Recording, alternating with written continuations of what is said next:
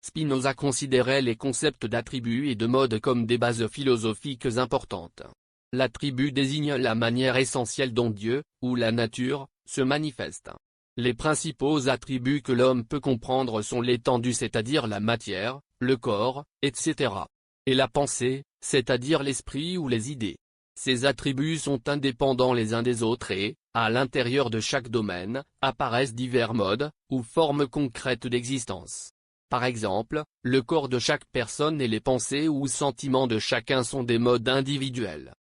En appliquant ce concept à la vie humaine, le corps que je possède est un mode de l'attribut appelé étendue.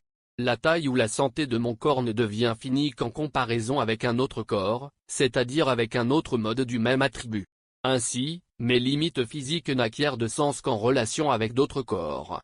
De même, mes pensées ou mes sentiments ne sont limités qu'au sein de l'attribut de la pensée. Mes croyances ou mes points de vue ne s'élargissent ou ne se modifient que lorsqu'ils rencontrent d'autres pensées. Cette structure nous aide à comprendre les diverses émotions et préoccupations que nous rencontrons dans la vie quotidienne. Par exemple, le sentiment d'infériorité que l'on ressent vis-à-vis de son corps naît du fait de comparer son propre corps à celui des autres. Dans ces cas-là, les limites du corps ne sont pas déterminées par l'esprit ou par un autre attribut, mais uniquement entre les corps eux-mêmes. À l'inverse, les changements dans mes idées ou mes convictions dérivent de la rencontre avec des idées plus convaincantes que les miennes. Les problèmes de santé physique n'entravent pas directement la croissance de la pensée. Ces distinctions aident à éviter la confusion entre les différents domaines de la vie. Autrement dit, la croissance physique et la croissance mentale appartiennent fondamentalement à des domaines différents, et il est approprié de rechercher des critères de progrès et d'autocomparaison à l'intérieur d'un même attribut.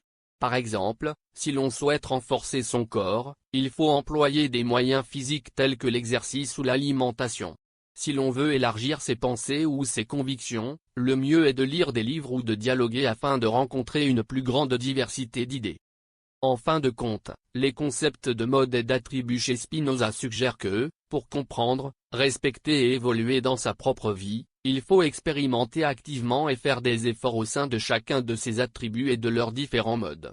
Ce faisant, nous pouvons reconnaître plus profondément l'unicité de nos corps et de nos esprits, les possibilités et limites propres à chaque attribut et ainsi atteindre un développement plus sain et plus harmonieux.